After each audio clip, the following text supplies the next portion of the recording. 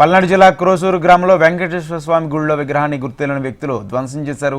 ఈ ఘటనను నిరసిస్తూ స్థానికులు రోడ్లపై బైఠాయించి నిరసన తెలిపారు. ఆలయాల దగ్గర పర్యవేక్షణ లోపంతోనే ఇలాంటి దుర్ఘటనలు జరుగుతున్నాయని అన్నారు. దేశంలో హిందూ దేవాలయాలకు రక్షణ లేకుండా పోతుందని ఆందోళన వ్యక్తం చేశారు. దోషులను వెంటనే శిక్షించాలని భక్తులు డిమాండ్ చేస్తున్నారు.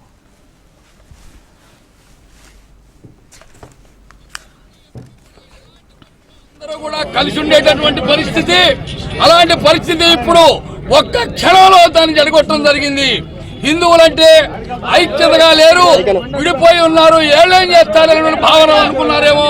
ఇప్పుడు హైందవ సోదరులందరూ కూడా దయచేసి ఐకమత్యాన్ని చూపించి మన ఈ క్రోసూరు గ్రామంలో భవిష్యత్తులో ఇలాంటి సంఘటనలు జరగకుండా మన ల్యాండ్ ఆర్డర్ వారు కూడా ఖచ్చితంగా వాటి ఇది ఛేదించవలసిందిగా మేము అందరం కోరుకుంటూ ఉన్నాం. దోషులను వెంటనే వదిలిపెట్టి ఏముందిలే ఉదాసీన వైఖరి మాత్రం దయచేసి ల్యాండ్ ఆర్డర్ పోలీసు వారికి మేము అందరం విజ్ఞప్తి చేస్తూ ఉన్నాం. హైందవ సోదరులందరి తరఫున విజ్ఞప్తి చేస్తూ ఉన్నాం.